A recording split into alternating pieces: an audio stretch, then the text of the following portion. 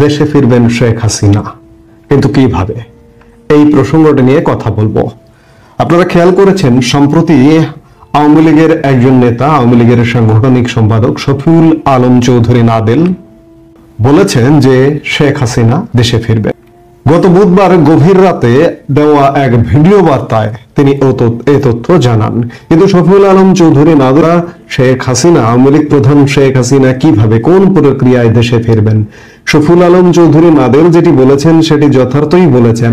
কারণ হচ্ছে আমরা নিজেরাও, আমরা কিংবা আওয়ামী লীগ নেতারাও কেউ কল্পনা করেনি যে আওয়ামী লীগ এত দ্রুত কামব্যাক করবে।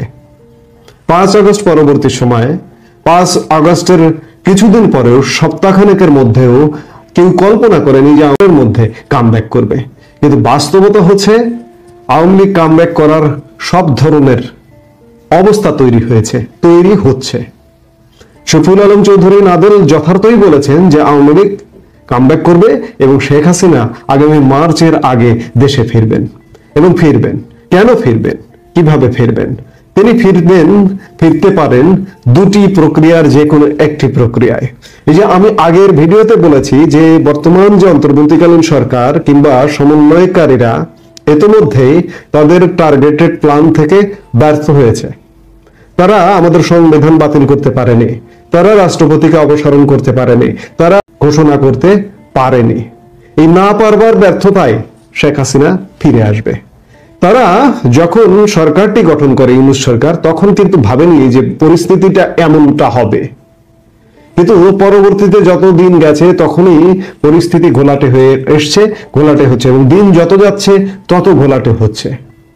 তারা এখন ভাবছে যে, এবং সব তথ্য উপাত্ত বিশ্লেষণে, এমনকি মহামান্য রাষ্ট্রপতি পর্যন্ত তার বক্তব্যে বলেছেন যে প্রধানমন্ত্রী শেখ হাসিনা পদত্যাগ করেছেন, এমন কোনো পদত্যাগপত্র তিনি পাননি।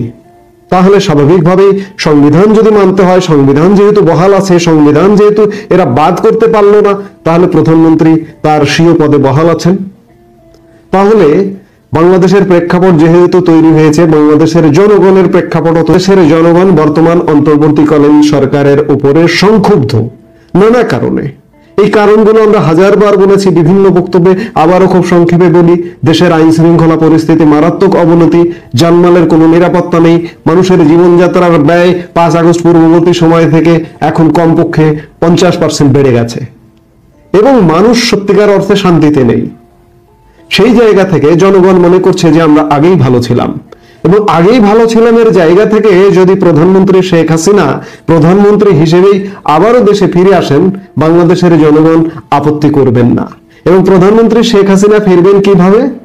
বাংলাদেশ শুধু নয়, বাংলাদেশের জনগণ তো রেডি আছে তাকে রিসিভ করবার জন্য, স্বাগত জানানোর জন্য, কিন্তু সারা বিশ্ব তাকে বাংলাদেশে যদি সহযোগিতা করে, বাংলাদেশে যদি পুশ করে, বা বাংলাদেশে তার স্বীয় পদে বহাল করে, জাতিসংঘ থেকে আছে তারা যদি বহাল করে, তাহলে শেখ হাসিনা ফিরতে পারেন। আরেকটি পথে ফিরতে পারেন যে শেখ হাসিনা বা আওয়ামী লীগ যদি মনে করে যে না, ঠিক আছে, একটি ঘটনা ঘটে গেছে, আমরা প্রধানমন্ত্রী হিসেবে ফিরবো না, শেখ হাসিনা প্রধানমন্ত্রী হিসেবে ফিরবো না, তাহলে এই ইউনূস সরকার একটি পক্ষপাত দুষ্ট সরকার, একটি পক্ষ তত্ত্বাবধায়ক সরকার গঠিত হবে আগামী মার্চের মধ্যে। এবং তত্ত্বাবধায়ক সরকার ফিরিয়ে আনবার, আমাদের সংবিধানে যে তত্ত্বাবধায়ক সরকার ব্যবস্থাটি ছিল সেটি ফিরিয়ে আনবার সব প্রক্রিয়া শুরু হয়ে গেছে। ইতিমধ্যে গত মধ্য ডিসেম্বরে হাইকোর্টের একটি রায় হয়েছে, এবং আগামী